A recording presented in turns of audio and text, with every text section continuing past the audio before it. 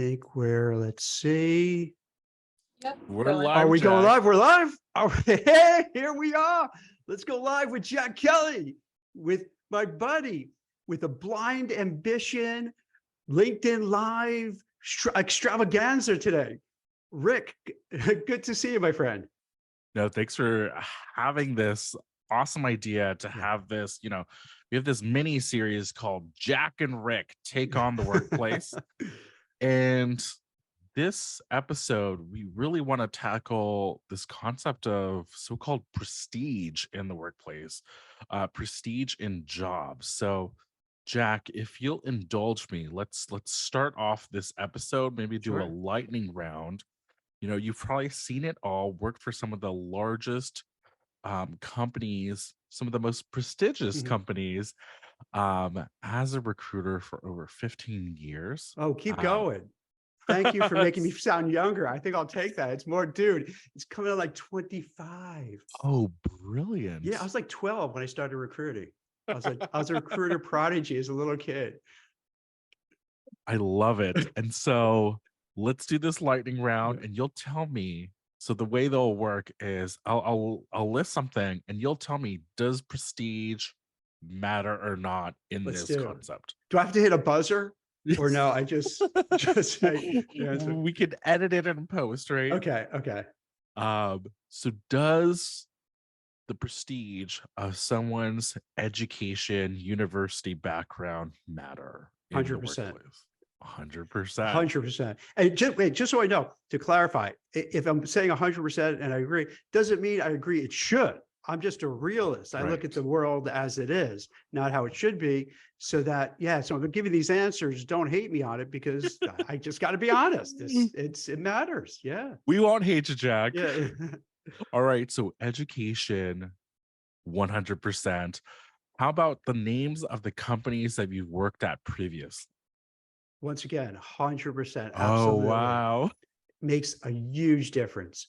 Huge difference. Think about it. How many times do you see on LinkedIn where somebody is like ex-Google, you see it more on the tech side where you are with Blind Ambition.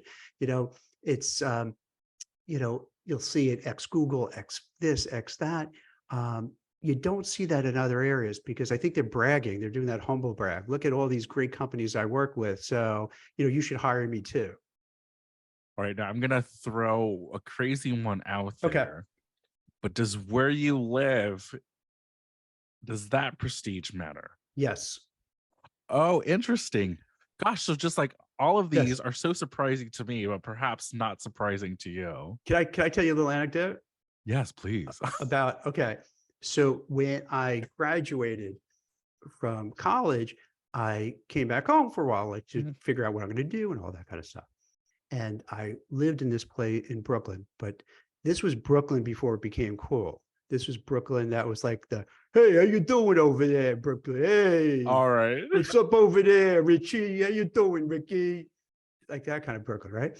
And so I would send out, and I'm going to age myself. This was literally typing out resumes, right? And putting it in an envelope, licking the envelope and having to send it out.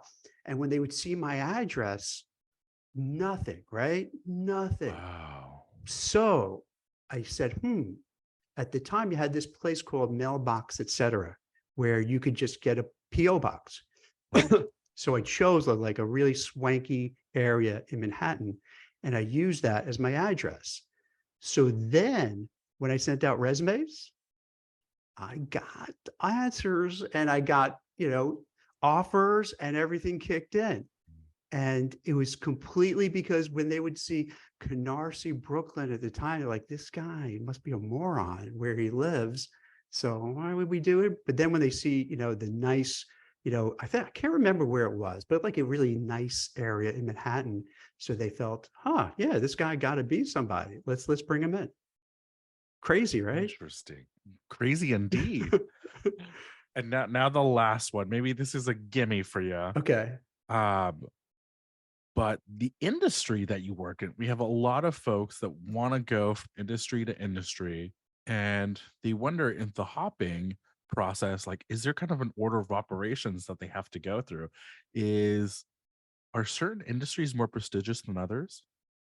Yeah, I think if you would have a list, let's say on Wall Street, you have Goldman Sachs, Morgan Stanley, management consulting, you'll have McKinsey, in tech, which you know better than I, because that's blind, that's their whole platform. You have Apple, Amazon, Microsoft, Meta, all those. So there's definitely this hierarchy where you have some of these key companies that are at this level, and then you have different tiers. And we don't talk about too much because it sounds really like crass. It sounds almost like a caste system. It sounds, like back in the day in England when, if you have a Cockney accent, you're kind of labeled, maybe lower class, or if you have an upscale accent. So it smacks of all that. But yeah, it does. A lot of where you work makes a big difference for your future career.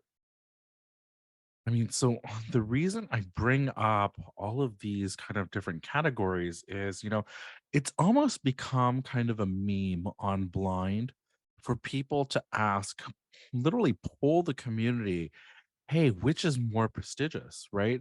And the meme goes as far as people joking about, which grocery stores are better to shop at than others. But in the workplace, it seems like, to your point, where you went to school, the companies that you've worked at previously, or even interned at if you're earlier in your career, the industries that you're coming from, if you're gonna try to swap industries or hop from one to another, and certainly the companies do matter.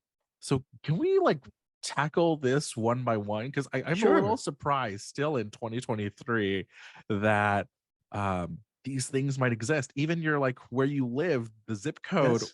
or the city that you put on your resume might matter.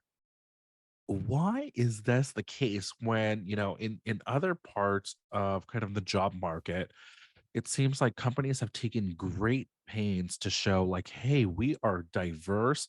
We want diverse talent. We want to break down barriers to make it easier to kind of level up or get that next great job. Mhm. Um, why do these little things still matter? A couple things to unpack it. One, what people say and what they do are two different things. Sure. They're going to say, we want a diverse group of people working here. We want diversity and inclusion. But if you've noticed when did it start? Like all those mass layoffs that were taking place? Right. I- DEI, boom, they were cut. They yeah. were like one of the first, along with recruiters, by the way, they were the first ones to cut right away. So were they really caring about it, or was it just window dressing to show like, hey, look how great we are, look what we're doing? And it's all talk. And then when it comes down to doing it, first thing they do, let's get rid of that DEI team. We don't need them, they're cost center. So yeah, you have to separate that. And then when it comes to like the schools you said and everything, I Right. hate that it's this way. It becomes like fashion. It becomes like, if you went to this school, you must be good because you're at this school. So now when you graduate, well, this guy went to this school, so he has to be good. So we should give him this job. And then he gets a job and so on. And not all the times is true. A lot of times it's not at all true that, the person is like an idiot and they happen to get into that school for whatever reason. And doesn't mean that they're better or worse than anyone. So it's just it's a bizarre system. It's not, they pretend that it's all fair and equal, but it's not at all. Because one thing that I find really interesting, and I don't know if this is the Yeah. case, because you recruit mostly for these like Wall Street quant firms, these like big New York, where Yeah. the stereotype is, the East Coast is a bit more old school. These industries, they want you in the office, they want you dressed Yes. up in your kind of suit and tie.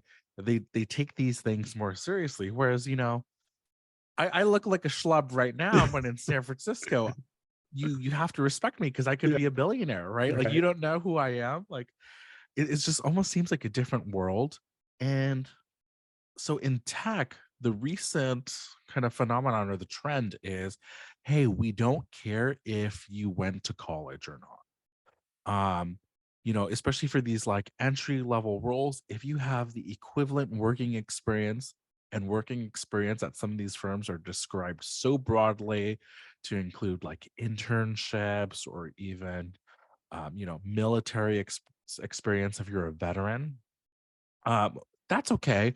We'll hire you and we'll actually like train and give you these skills, right? The so-called skills-based Mhm. hiring seems to be the new trend.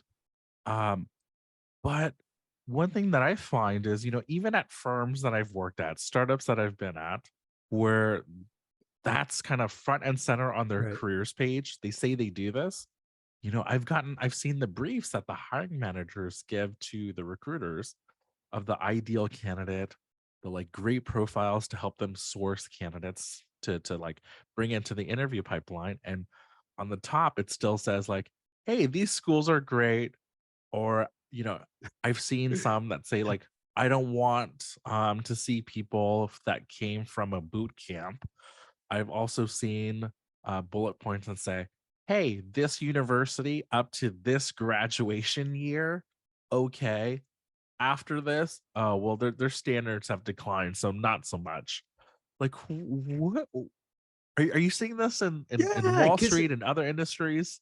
you know what? For people who are watching this now or are watching a replay, it's all a game.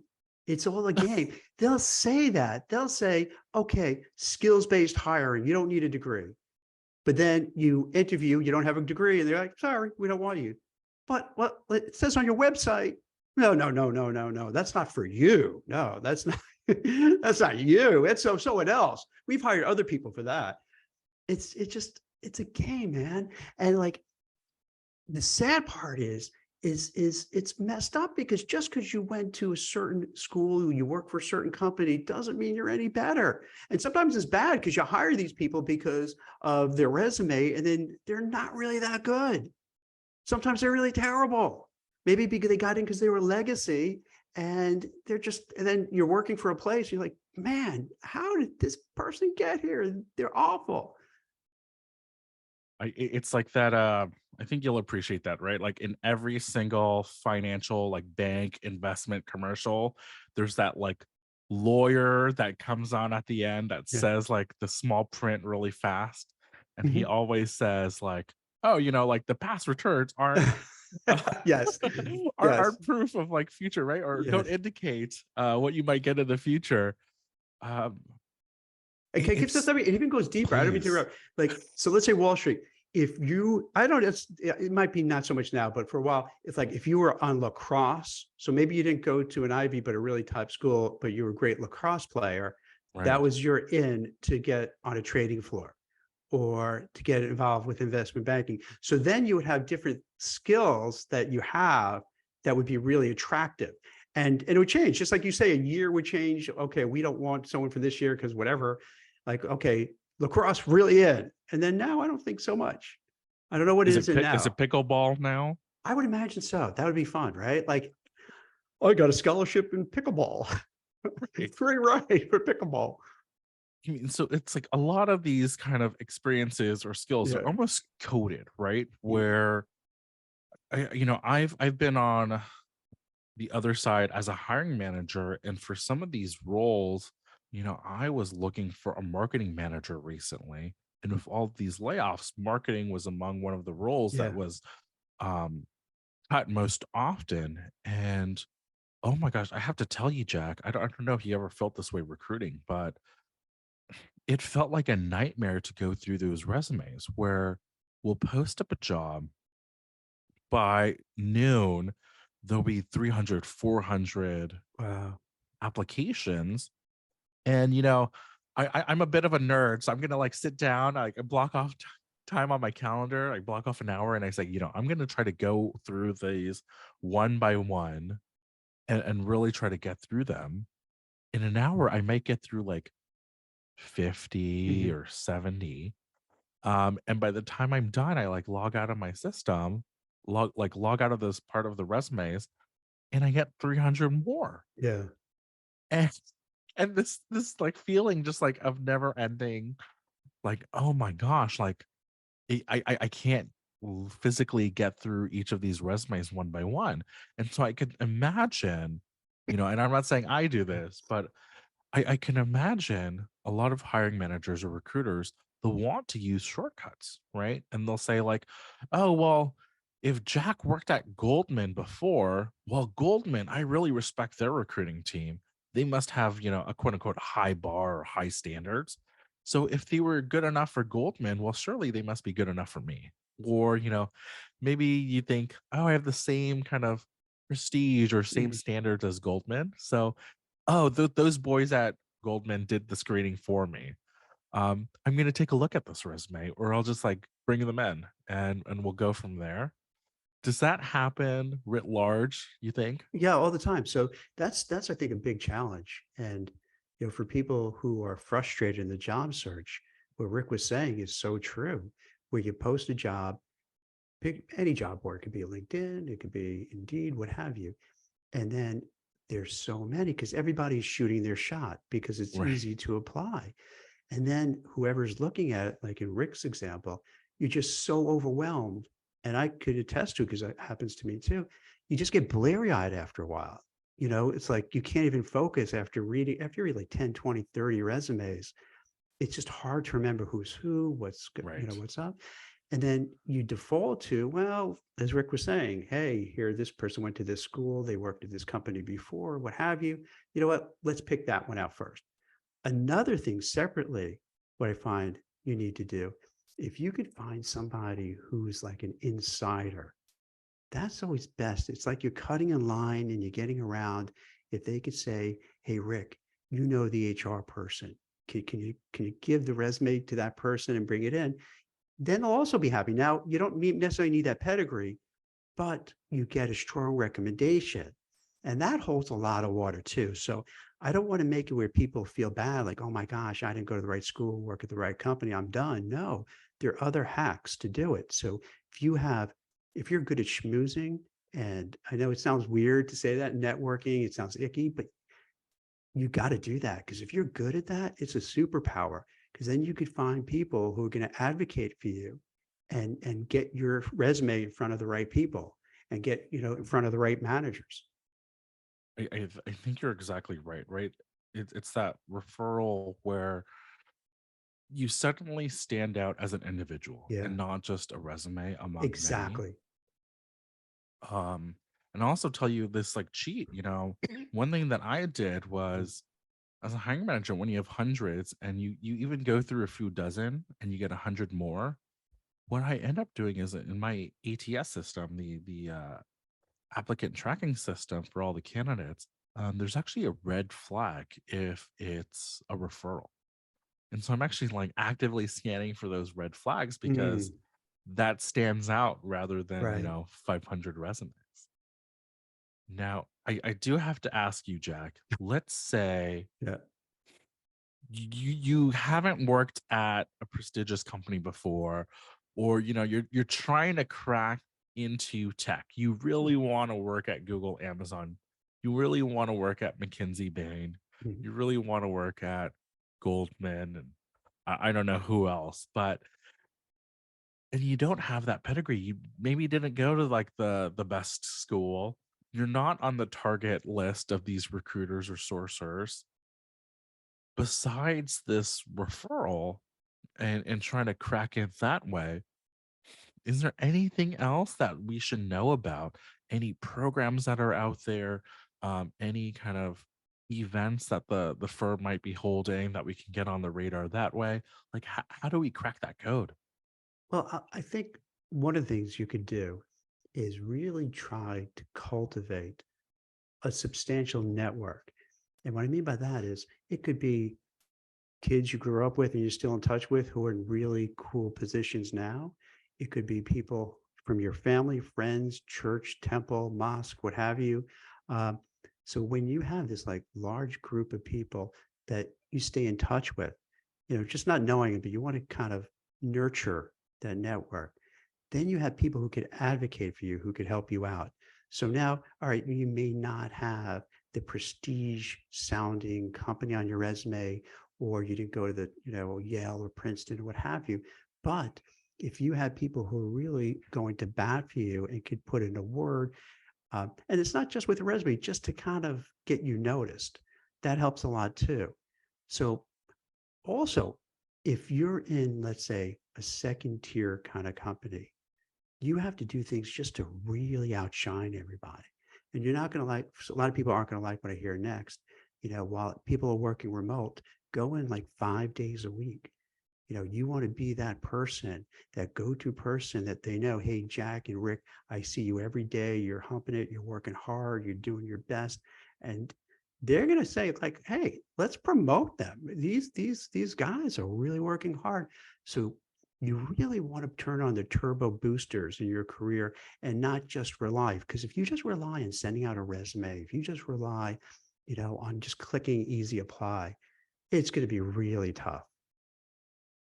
So if I'm at RC Cola and I'm not Coca-Cola Yes. or Pepsi, I really need to be the big fish in the small pond. Exactly, exactly. Okay. And then everybody knows you. You're the guy, you're the fast tracker, you're the one with the halo effect. Like, hey, we got to go to Rick. And then, it's funny, like you may not know it, but like people talk and it gets around. So they know, hey, this guy Rick over at RC?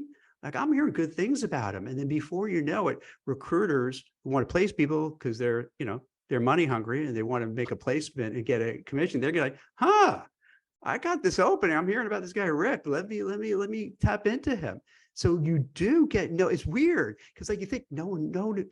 How many times do people? I bet you everybody's watching like, no one knows what I'm doing. No one knows I Right. exist. No one, but they do. If you're outstanding, Mm. yes, they will know. If like you're a superstar, fast tracker, you don't even have to be that smart. Just be a hard worker. Be a hard worker, right? And then also have a little bit of a personality and be nice to people and develop relationships. And it sounds so corny and old fashioned, but it works. I mean, it really works because then people want to help you. They look forward to helping you, I think I'm laughing because it sounds so simple when you right? say it and lay it out, but I can look back at different parts of my career and think like, oh, actually, no, like I think through the confluence of like luck and just being kind of active and out there and telling people explicitly like, hey, this is what I want to do and can you help me? I think most people will be surprised to hear that I very rarely had people tell me no. Like very rarely did people blow me off and say like, oh, actually, go F off, or like, Mm-hmm. no, I don't have the time. I think generally people are naturally very helpful, right? I've had so many kind of these quote unquote informational interviews Yeah. when I was looking to break into communications and PR. And, I hadn't worked at a PR agency, which is kind of the typical career path there. And, I didn't necessarily want to work at a PR agency. And different folks said, like, hey, yeah, I'll take coffee, or like, hey, let's go have lunch or something. Or, hey, you went to my school, or so and so at church. Um, and they'll actually like go out and do it, right? Because I guess in their eyes, it only takes half an hour, maybe an Mm-hmm. hour. But for me, it was incredibly valuable, right? And just like stacking those up over time really helped me build my own prestige, so to speak, right? In terms of having a brand for yourself or Mm-hmm. having that confidence when these kind of external things like the prestige of my school or um, my past experience or my Right. resume on its own didn't really kind of help me out or do me favors.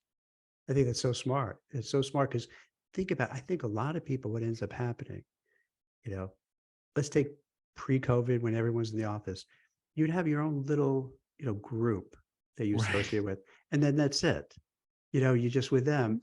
But what you're suggesting, all right, yes, that's great. You have your little family, your work wife, your work husband, some other good connections.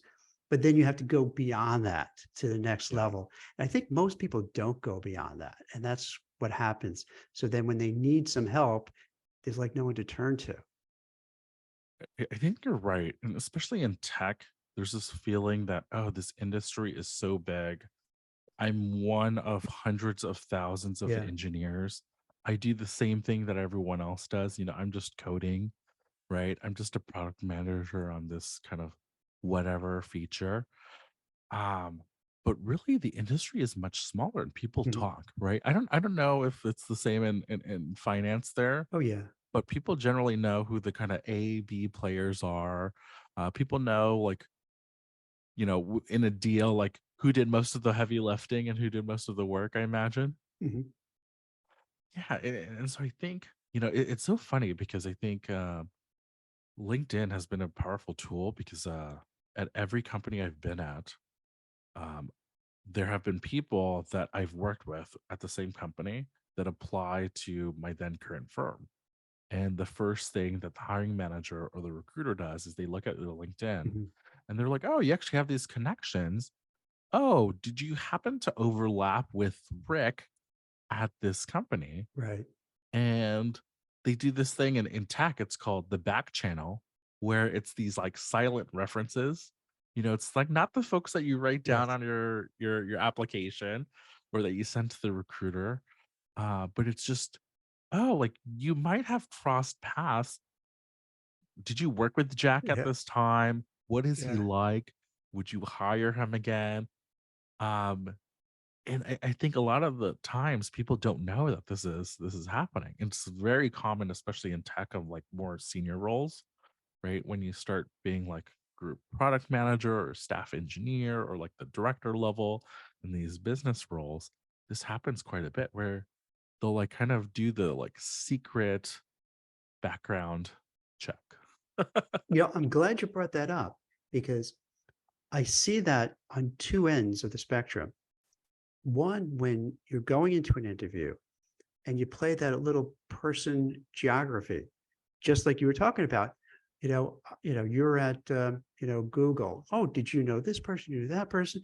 Because the interview is trying to feel out who you know, so I could kind of ask some questions and do, like you said, the back channels doing it. So, but then also you have to be concerned. I had this maybe 4 months ago where we had this person, they wanted to hire the person, ready, putting an offer together. And then I can't use foul language on this platform, so, but I would like to. So not somebody, a couple of people went to the hiring manager in HR. They got wind that the person was interviewing and completely sabotaged the person. I don't Oh, know why they did that or what happened, but they kind of just said, oh, you shouldn't hire this person. And I really didn't know what they said, but all I heard back from the company, I'm sorry, we're going to have to just, withdraw the offer. It's not working. So that's something also you have to tend to make sure, like, what people think about you. Did you burn those do anything? bridges. Yeah. Did you burn a bridge? Did you do something? And if you have, make amends. You don't want to create enemies. You want to create friends. Like, what is the negative word or the antonym of prestige? Is it like just like Schlocky. S? Yeah. Yeah. It's Uh, just like a S word reputation. you Is know, that the opposite? it's like you have, I guess, the tier system. So let's say, on Wall Street, you might have Goldman Sachs, Morgan Stanley, then maybe you have like Deutsche Bank, Credit Suisse, Barclay. I'm not putting exact orders, but where you Right. have these things where people will say, if I go, would should I leave Morgan Stanley and go to, let's say Jeffries, which isn't as well known, but then Jeffries is going to pay more money. Which one do I pick? And I see that on Blind. That happens a lot where, I'm at Amazon, I'm at Apple, I'm at Google, I'm doing really well. And now, yeah, this is a really cool tech company, but no one really heard of it. I can't brag to my spouse, my family, my kids, my neighbors. What do I do? And that becomes a big challenge, right? Right. Like, which do you choose? Do you choose a prestigious company but maybe they're not paying as much, or maybe you're not even in a high role, but you have the prestige? Or do you go for the money and say, this company isn't well known, but I'm going for the money? See, I have the like least popular answer Okay. to this question. But my framework for these, like, or any career Mhm. decision is I either have to be learning or I have to be earning. I like that. Yes. And ideally, I'm doing both. Right. You know what? And That's great. so That's two good it's metrics. Yeah. I think it's like what you want to optimize for, Yeah. right? So I think earlier on in your career, I certainly kind of followed this strategy where I wanted to actually work at a startup or a smaller firm where I could just be more Mhm. hands-on and I have like fewer like degrees of separation between me and the CEO or me and like a certain executive that I really like whose background I really admired because then I can get that face time, right? Right. So, I worked at a small lobbying firm in San Francisco that no one had heard of, but there was only 2 degrees of separation between me and the CEO. And I think Jack, I followed your advice early on in my career where I noticed like, oh, the CEO, he comes in early because he was a Mhm. military guy. So he woke up early. So I'm gonna wake up early, get into the office at Mhm. 6 a.m. also. And the first time I did that, he looked at me like, "What the hell are you doing here?" And I did it again the second day, and I did it again the third day. And it was in this kind of like when it was just me and him, I was in the office, we're like dead quiet, and he would just shout out, "Hey Rick, what do you think about this?" Or like, "Did you see this?" It was a political lobbying firm. We always had the news on. And so he would just shout out and became Mhm. friends from that, right? And I got to like get closer and closer and see what it was like to be a lobbyist and see like learn about his background and how he got there, right? And um it was so incredibly invaluable, right? It was just like that little thing that you could kind of do to help yourself. And you know I came from Berkeley, but I didn't go to like Harvard or Yale, or I Mhm. didn't go to policy school. I didn't have a master's or anything. I didn't work for a cool politician as their chief of staff. But I just soaked it all up, right? And so I think that is a good point, right? Where you have to just be learning in your early on of portion of your career, and the money, it's fine if you're not earning a lot because I don't know about you, but like Jack, when I was in my 20s, I didn't have money, Mhm. but my friends didn't have money either. So it didn't And we matter. just Yeah. exactly, and we just had the best time. Right. We were just all broke together. And we Yeah. like it didn't necessarily matter that we weren't like earning six figures, Yeah. right? Or that we got a bunch of stock. Now that I'm like later in my career, I've done the learning. I know what like I'm good at, and now I'm kind of optimizing for like, hey, let's figure out impact or let's figure out the total comp. And Yeah. some of these folks on blind, they're optimizing both, which is really great. But I think they might feel like they've hit a cap too early.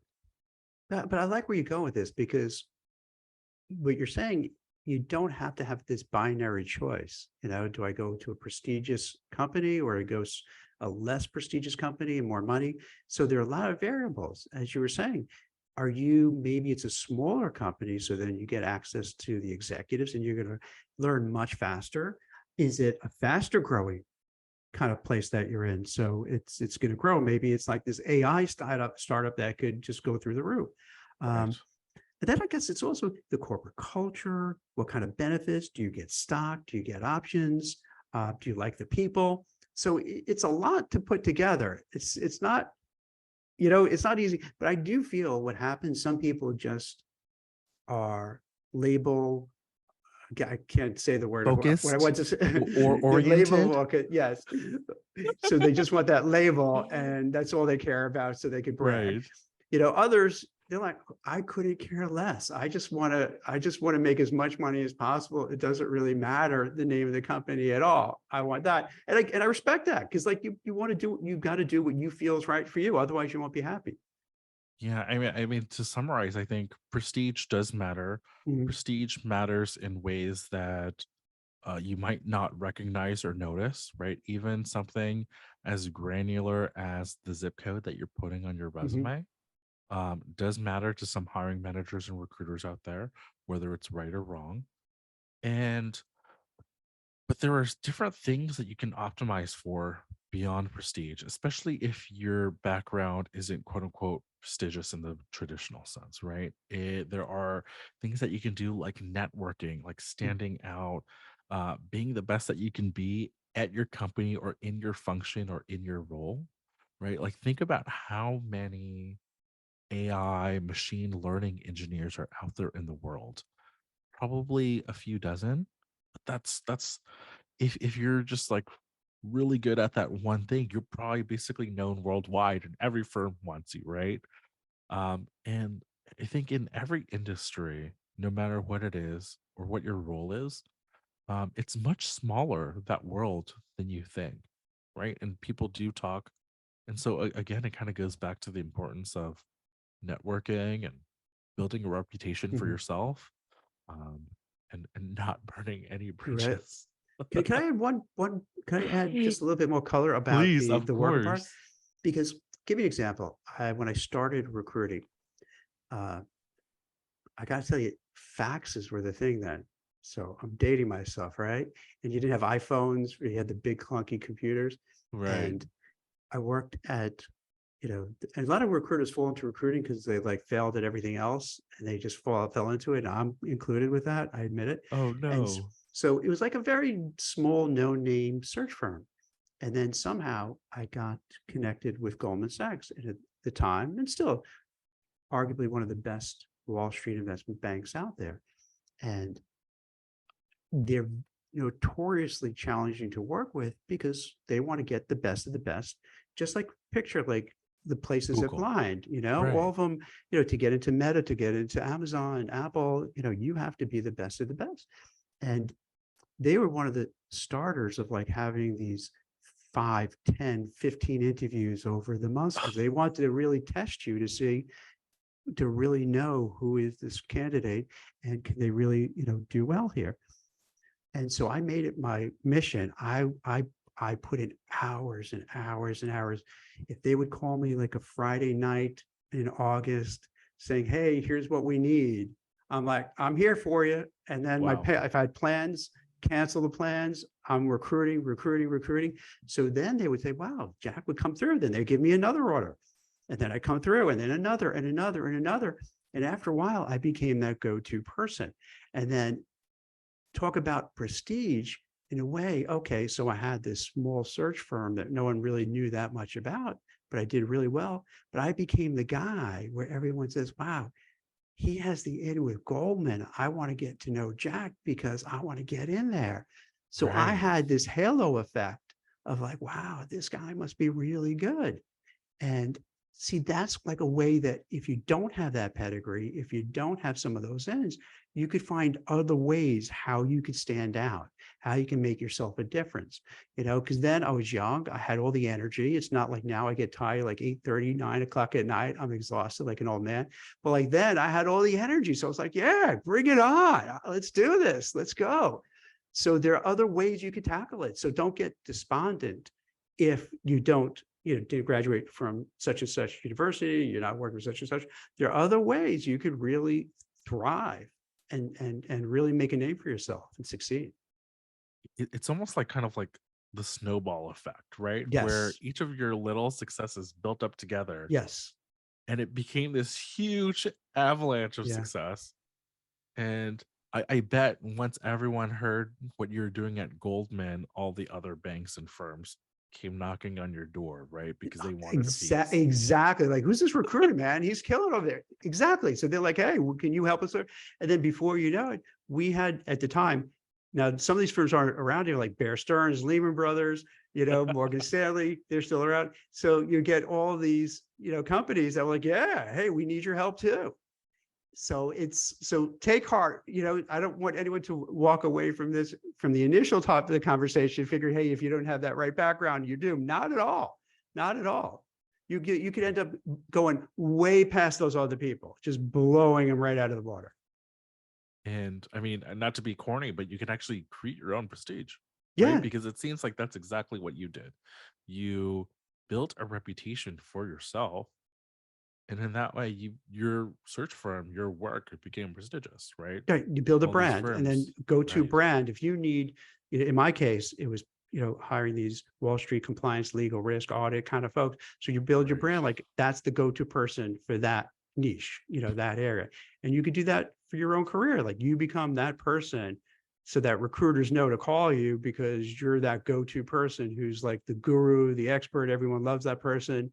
And then you're going to just, the worst thing that's going to happen, you're going to get headaches that too many recruiters call and try to solicit you away, which is a bad problem to have. It's not bad at all. Yeah. I mean, so Jack, just to sum up, if I want more of this advice or like hearing about this, I understand, you know, you have Coachero. Can you walk us through that and how our users and our community Yeah. can get hooked up with you and get that advice? Well, thanks. Because after 25 years of Yeah. recruiting, I you get to be like a therapist. You get to be an analyst, seriously, because people, they share like their inner feelings, because this is a big move. Like getting a job, with the Great Resignation, we made it because everyone's moving so quickly. But historically, getting a new job was right up there with getting married, getting a home. Like those, Right. like the big three things that are like, wow, stressful. But everything got whacked out, that became like, oh, I could just move. It doesn't matter. So over the years, people would always come to me, not only like as I'm placing them, but like they want to, how do I do better in an interview? Which offer should I take? Hey, Jack, I got the offer. And a lot of times, not even I'm representing them. They would just know what I Wow. do. So they would just hit me up and say, hey, I need an honest, like third party soundboard. Can you? And I would be glad to help, because I know if I help them, later on, they would help me out. Maybe they become a manager and they give me a job order, or maybe not. But I always figured, let me try and help, because karma, payback. And so Of they would ask, course. hey, I got this low ball. How do I negotiate it without blowing it up? How do I have these two offers. Which one should I take? And so on.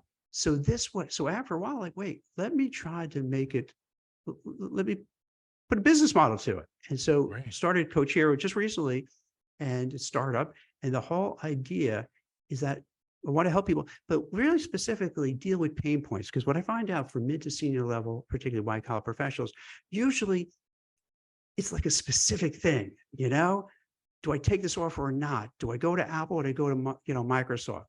What what do you think I should do about negotiating for stock options? What do you think I should do negotiating for the corporate title? They want me in full time. Should I do that, or should I? So like the very like, I need an answer now kind of stuff. Like, what I need help. I need somebody who's unbiased, who can just help me out, because my friends will say this, my coworkers say this, and whatever, but they may or may not have best interest at heart. And I think sometimes you notice, like the people closest to you, sometimes you don't even want their advice because it's just uncomfortable and awkward if you don't listen to them. So you need somebody like with a different perspective.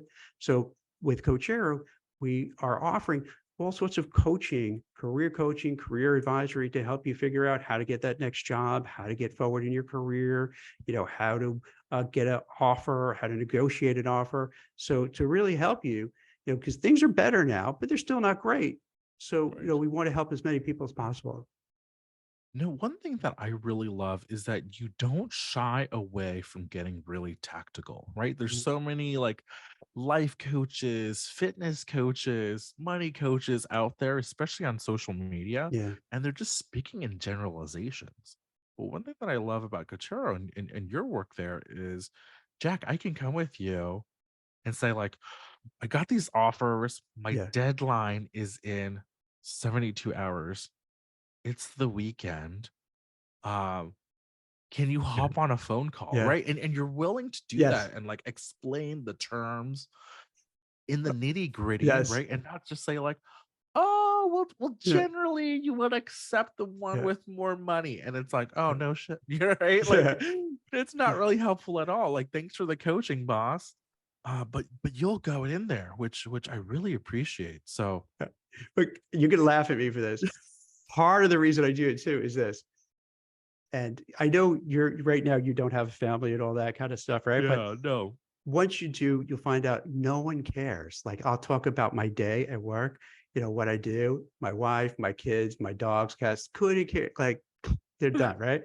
So after like 25 years plus, because then I did stuff before recruiting. So like, all this, so when I get to speak to someone and they're like, hey, can you help me? I'm like, yes, I'm glad to talk to you because like I have all this knowledge that I accumulated over the years that like my friends, family, they don't want to hear it anymore. And this person actually wants to hear it. I'm like, this is great. I get to, I get to help someone and maybe get paid a little. Fantastic. So yeah. So I love digging into that because finally people are interested to know this nitty gritty stuff that no one else in the world cares about. Oh, how the stars align. Right. Oh, thanks for kind of breaking down, like Yeah. kind of giving us a preview of Coachella, actually, of breaking down with prestige and whether this concept exists and if it really matters and if you don't have it, how you can kind of get around it and build your own personal brand, your own personal prestige. So thanks Exactly. for coming on the show, Jack, and really kind of breaking it down for everyone. Awesome. This is great. Thanks, Rick. Take care, buddy. Thanks. Thanks, Bye. everybody.